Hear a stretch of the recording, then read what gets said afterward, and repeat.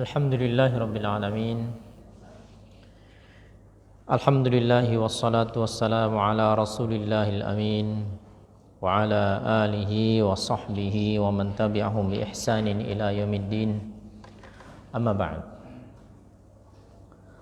Allah Subhanahu wa taala berfirman mulai dari ayat yang ke-15. Kata Allah, فَأَمَّا الْإِنسَانُ إِذَا مَا ابْتَلَاهُ رَبُّهُ فَأَكْرَمَهُ وَنَعَّمَهُ فَيَقُولُ رَبِّي أَكْرَمَنِ. Allah menyebutkan sifat dasar manusia. فَأَمَّا الْإِنسَانُ, adapun manusia, فَمِنْ طَبْعِهِ, di antara tabiat dasar manusia, أَنَّهُ إِذَا اخْتَبَرَهُ رَبُّهُ وَأَكْرَمَهُ, apabila Tuhannya memberikan ujian berupa kemuliaan, wa an'ama alaihi bil mal wal aulad, dan Allah berikan harta dan anak-anak, wal jah, serta kedudukan, dhanna anna dzalika likaramatin lahu indallah, maka manusia itu umumnya dia akan menganggap itu merupakan bentuk Allah Subhanahu wa taala memuliakan. Fayaqul, dia akan mengatakan, Rabbi akramani listihqaqi liikramihi, Tuhanku memberikan aku kemuliaan, memuliakanku karena memang aku layak mendapatkannya. Jadi ini sifat dasar kita semuanya, saya dan juga Bapak Ibu sekalian, kita semuanya itu sama. Pada asalnya manusia itu punya sifat dasar yang buruk seperti ini. Apa? Manusia itu suka menganggap kalau Allah berikan nikmat, berikan kemudahan dalam urusan rezeki, harta, anak-anak, kesehatan, umur, itu berarti Allah mencintai, Allah meridhai, Allah menyukai. Itu sifat dasar manusia itu, ya. Menyamakan antara bentuk kasih sayang Allah dengan diberikan rezeki, diberikan sehat, diberikan harta. Lanjut kata Allah Subhanahu wa taala masih tentang sifat dasar manusia, wa amma idza mabtalahu faqadara alaihi rizqahu fayaqulu rabbi ahanan. Dan sebaliknya, wa amma idza ikhtabarahu, apabila Allah memberikan dia ujian, wa dayyaqa alaihi rizqahu, dan Allah sempitkan rizkinya. Allah sempitkan rizkinya berupa tidak diberikan rizki yang lapang, kesehatan, ya, dan hal-hal yang sifatnya duniawi yang lainnya. Fa innahu yadhunnu anna dzalika lihawanihi ala rabbih. Manusia akan menganggap bahwasanya saya ini memang orang yang hina di sisi Allah, di sisi Tuhan, ya, orang yang rendah, orang yang Allah Subhanahu wa taala tidak sayangi. Fayaqul, dia akan mengatakan Rabbi ahanani, sesungguhnya Tuhanku itu memberikan saya kehinaan. Tuhanku menghinakanku dengan hal seperti ini. Dengan hal apa? Diberikan sempit rizki, diberikan kesempit kesehatan, dan yang lainnya. Itu manusia, ya, saya dan juga kita semuanya. Tapi ingat, ini adalah sifat dasar manusia yang Allah Subhanahu wa taala kecualikan orang-orang yang tidak punya sifat seperti ini. Allah sebutkan di dalam ayat yang lain, innal insana khuliqa halu'a idza massahu syarru jazua wa idza massahul khairu manu'a illal musallin. Sesungguhnya manusia itu sukanya ngeluh, berkeluh, ya, berkeluh kesah. Apabila diberikan nikmat, dia itu menahan dari berbagi, dia tidak mau menunaikan hak atas nikmat tersebut. Nikmat apa? Ya harta, berarti menunaikan zakat, ya. Apabila diberikan nikmat maka dia lupa untuk kemudian bersyukur. Dan sebaliknya, wa idza massahu syarru Wa idza massahu syarru jazua. Apabila diberikan musibah, dia itu berkeluh. Kalau diberikan nikmat, dia manu'a, dia tidak mau menunaikan haknya. Illal musallin, kecuali orang-orang yang mereka sholat. Jadi ini yang harus kita camkan. Dua ayat ini mengajarkan kepada kita paradigma yang benar dalam melihat nikmat dan musibah. Bahwa bukan berarti ketika seseorang diberikan nikmat harta, kedudukan, hal-hal yang menyenangkan di dunia itu pertanda Allah sayang. Sebagaimana bukan berarti orang ketika diberikan kesempitan rezeki atau rezekinya itu sedang-sedang saja, atau diberikan sakit, atau diberikan ya dia tidak dalam tanda kutip kunjung sukses menurut kacamata sebagian manusia, oh berarti kamu itu memang Allah nggak sayang sama kamu. Itu salah. Itu paradigma pola pikir yang salah, ya. Allah mengatakan kalla, nggak begitu. Kalla itu artinya kalimat yang maknanya lirad'i wazajr, untuk menafikan. Laisal amru kama za'ama wa'taqad. Urusannya nggak seperti itu. Bukan setiap orang yang aku berikan nikmat berarti aku sayang kepadanya. Bukanlah setiap orang yang aku berikan ujian, kesempitan hidup berarti aku benci dan hinakan dia. Bukan seperti itu. Parameternya bukan seperti itu. Lantas apa parameternya? Wa innamasya'nu. Parameternya adalah fi taufiqillahi lil 'abdi litaqwahu. Dalam taufik Allah Subhanahu wa taala kepada seorang hamba untuk bisa bertakwa dalam seluruh keadaan. Kalau diberikan nikmat, bersyukur. Diberikan ujian, ya sabar. Ya, sabar. Sehingga tidak selalu identik dengan orang kaya itu mesti dia itu Allah sayangi, atau orang kaya itu berarti mesti jahat. Ya, Allah benci sama orang kaya. Enggak mesti. Ada orang yang Allah Subhanahu wa taala lapangkan hartanya dan Allah berikan taufik. Kata Nabi alaihi salatu wassalam, la ba'sa bil ghina limanittaqa. Enggak masalah dengan kekayaan bagi orang bertakwa. Orang bertakwa enggak apa-apa jadi orang kaya. Enggak apa-apa. Dan sebaliknya Nabi juga mengingatkan, ada 3 jenis manusia yang tidak akan Allah Subhanahu wa taala lihat pada hari kiamat. Allah tidak akan ajak bicara, Allah tidak akan sucikan, dan bagi mereka azab yang pedih. Di antara salah satu dari yang 3 ini, wa'ailun mustakbir. Orang yang miskin tapi sombong. Sudah miskin, sholat enggak mau. Taat kepada Allah enggak mau. Dia berpikir, ya sudahlah, ngapain saya sholat? Emangnya sholat bikin kaya? Ya kan itu. Dia nggak mau. Ini sudah miskin, sombong. Ada nggak orang yang seperti ini? Ada. Ada nggak orang yang Allah Subhanahu Wa Taala berikan kenikmatan dunia yang luas, kekuasaan yang besar, dan dia bertakwa kepada Allah? Ada. Contohnya Nabi Sulaiman alaihissalam.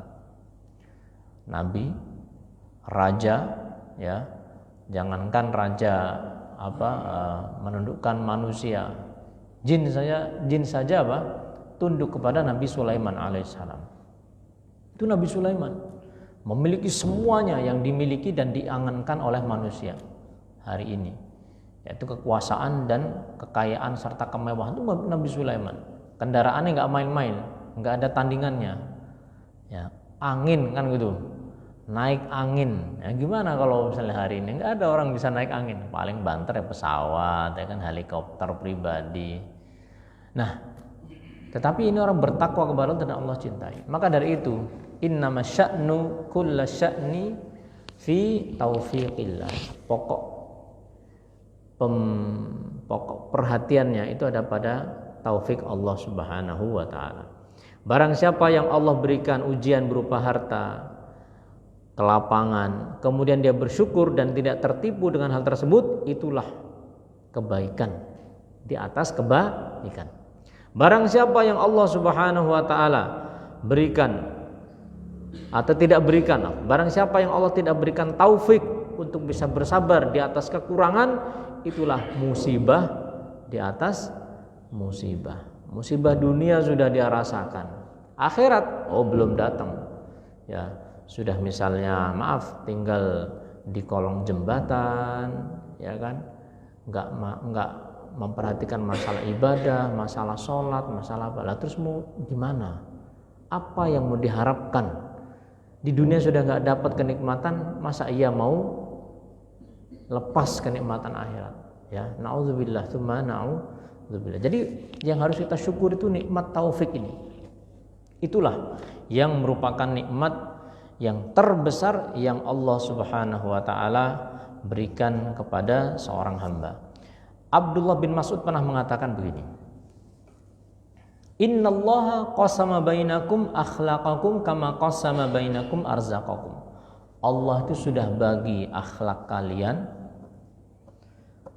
sebagaimana Allah sudah bagi juga rezeki di antara kalian. Wa innallaha yu'tid dunya man yuhibbu wa man la yuhibbu. Allah memberikan dunia ini kepada orang yang dia cintai dan orang yang tidak dia cintai. Kita semuanya mendapatkan, bareng-bareng kita merasakan matahari, merasakan udara, merasakan makanan, bareng-bareng kita dengan orang yang mereka tidak beriman kepada Allah. Wala yu'tid dina, tetapi ingat, Allah tidak berikan petunjuk agama illa man ahabbah, kecuali pada orang yang Allah cintai. Faman a'tahu Allahu dina faqad ahabbah. Barang siapa yang Allah berikan kepadanya agama ini, itulah pertanda Allah mencintainya. Kata Nabi sallallahu alaihi wasallam, man yuridillahu bi khairan yufaqihu fid din. Barang siapa yang Allah kehendaki kebaikan, parameternya ini, Allah berikan dia pemahaman dalam beragama. Jadi bukan masalah dia dapat apa, dia nggak dapat apa, dia posisinya apa, dia posisinya di mana, bukan itu. Itu sifatnya adalah ujian kan ya. Semuanya itu kan ujian. Nah, kita sebutkan dua ayat ini dan kita akan langsung ke tanya jawab Pak. Ya, jadi dua ayat ini adalah ayat yang penting untuk kita renungkan dan ayat-ayat setelahnya itu bersambung nanti sampai kemudian berkaitan tentang kejadian pada hari akhirat. Nah, silakan Pak kalau ada pertanyaan. Barakallahu fiikum. Pak. Salam.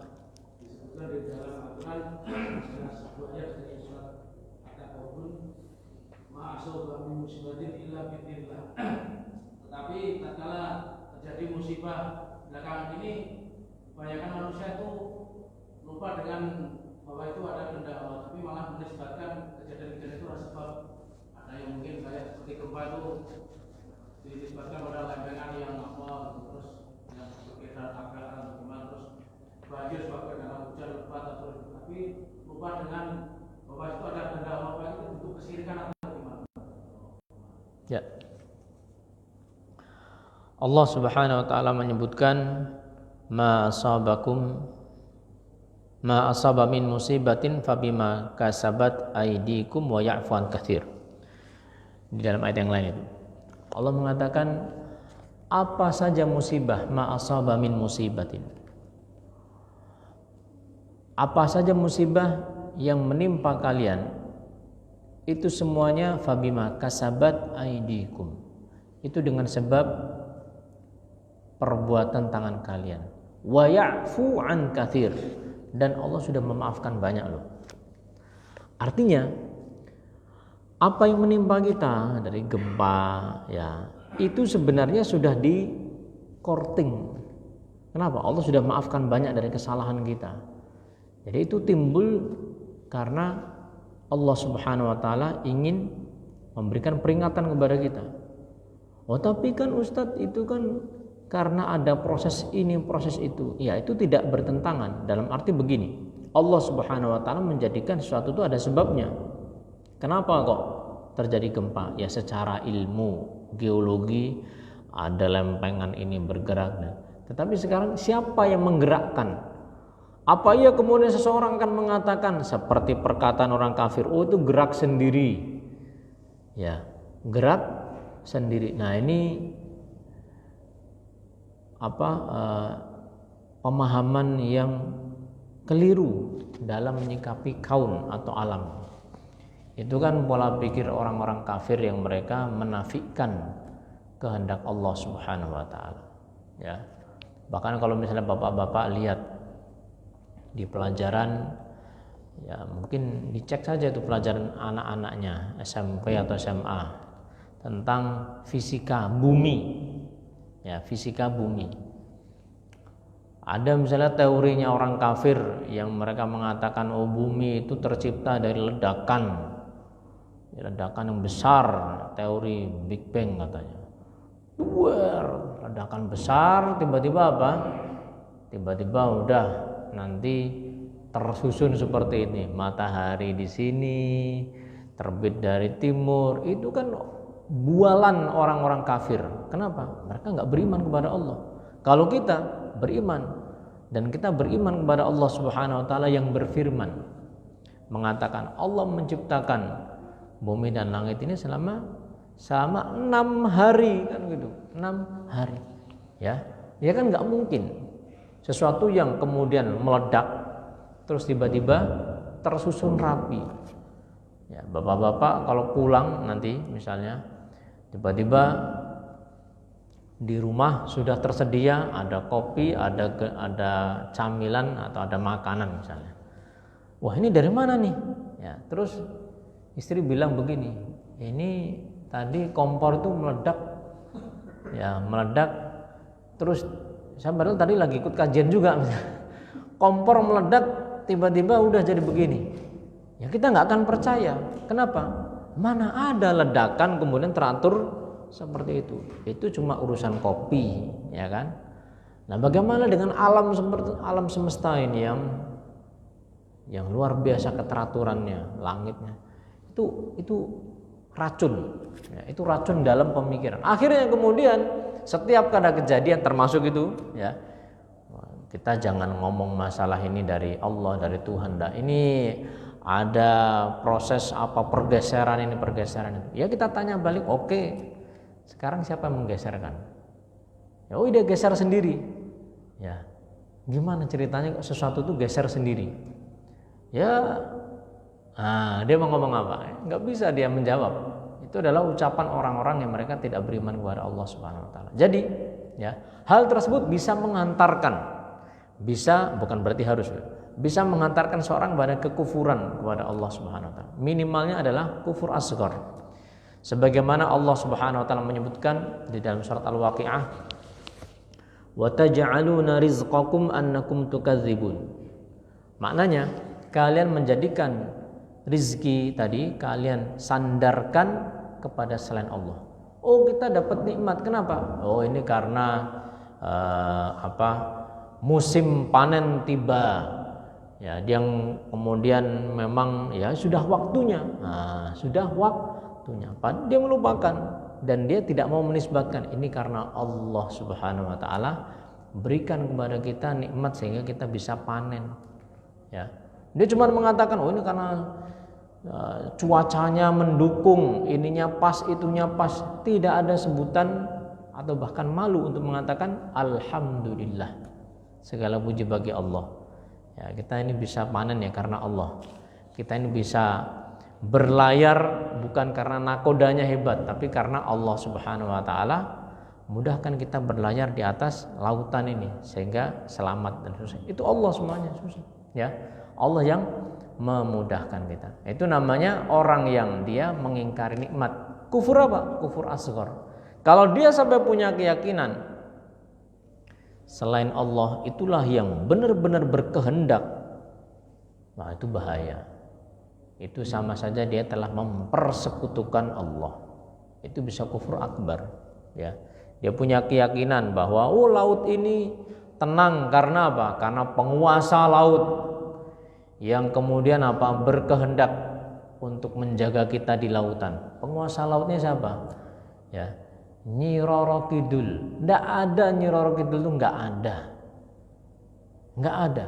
Kita berlindung kepada Allah Subhanahu wa taala dari memiliki keyakinan ada selain Allah yang menguasai satu jengkal di muka bumi ini, di darat dan di lautan.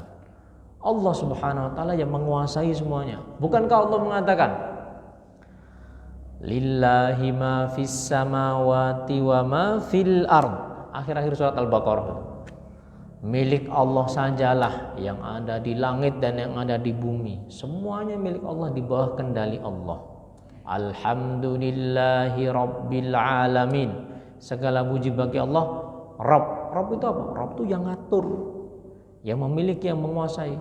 Yang menguasai apa? Seluruh alam. Alam daratan, alam lautan, alam yang di udara. Semuanya itu Allah yang ngatur. Jadi nggak ada yang menguasai selain Allah Subhanahu wa ta'ala. Jadi seperti itu, Pak. Ya. Bisa kufur akbar, bisa kufur asghar, tergantung. Ya, tergantung sampai level mana keyakinan pengucapnya. Nauzubillah min dzalik. Silakan, Pak, kalau masih ada. Barakallahu fikum. Oh iya, Pak.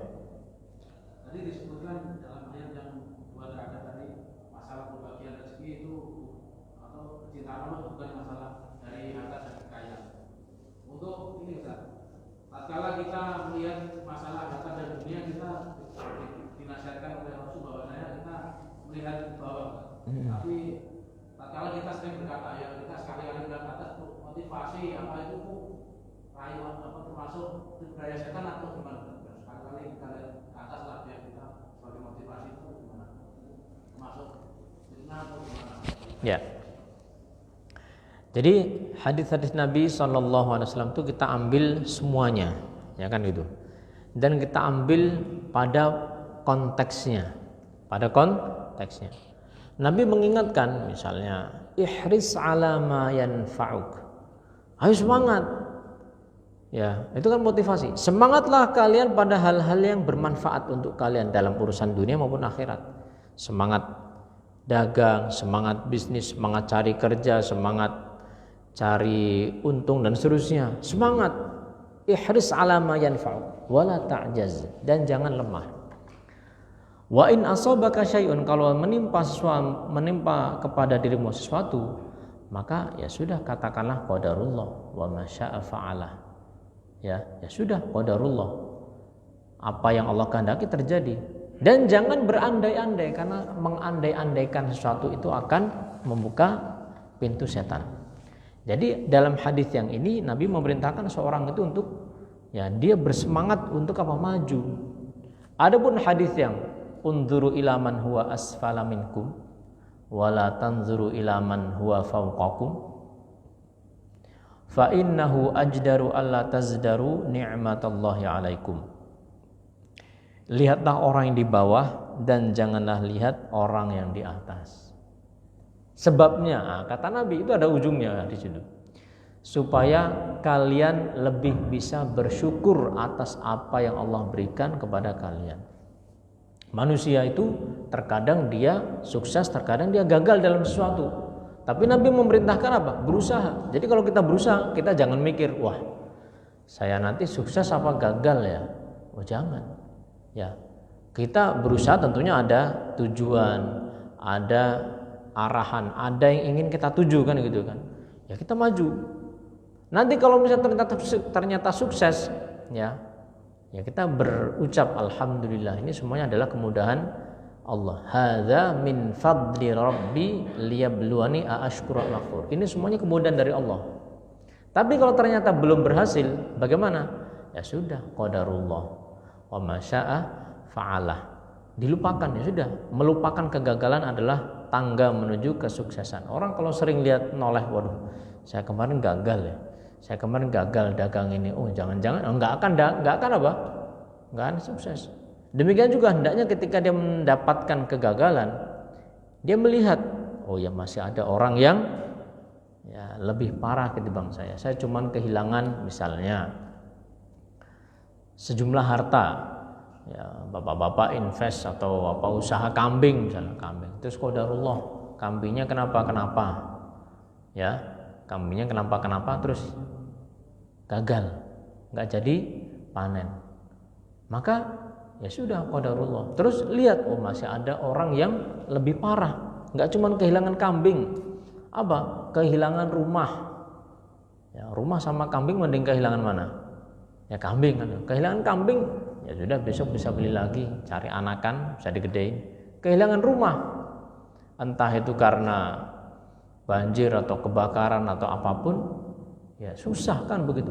Jadi oh ya alhamdulillah, sehingga masih bisa bersyukur. Nah, dengan cara seperti itu seseorang akan dia terus berusaha dan maju dan dia akan melupakan kegagalan. Ya, memang seorang muslim seperti itu. Dia menempatkan hadis-hadis Nabi pada tempatnya. Jadi tidak tepat kalau kemudian orang menggunakan hadis itu, ya udahlah, nggak usah usaha, nggak usah ngoyo atau nggak usah usaha. Ya, kenapa? Kan masih ada orang nggak punya makanan, ya sudah kita lumayan lah makan sehari. Tapi itu dia bawa untuk membenarkan kemalasan. Membenarkan apa? Kemalasan. Sebenarnya dia malas itu. Cuman apa? Ya nggak usah lihat atas, lihatnya ke bawah terus. Ya kan tidak demikian hadis Nabi Shallallahu Alaihi Wasallam itu. Ya, Nabi itu berlindung, Allahumma inni a'udzubika minal ajzi wal kasal. Ya Allah, aku berlindung kepadamu dari sikap lemah dan malas. Ya, jadi itu konteksnya harus didudukkan juga. Karena prakteknya juga Nabi Shallallahu Alaihi Wasallam tadi mengatakan kepada sahabatnya, la ba'sa bil ghina limanit taqwa. Enggak apa-apa jadi orang kaya bagi orang yang bertakwa. Jadi semuanya itu ada konteksnya, Pak. Jadi itu yang kemudian harus diperhatikan juga. Wallahu a'lam. Silakan Pak kalau masih ada.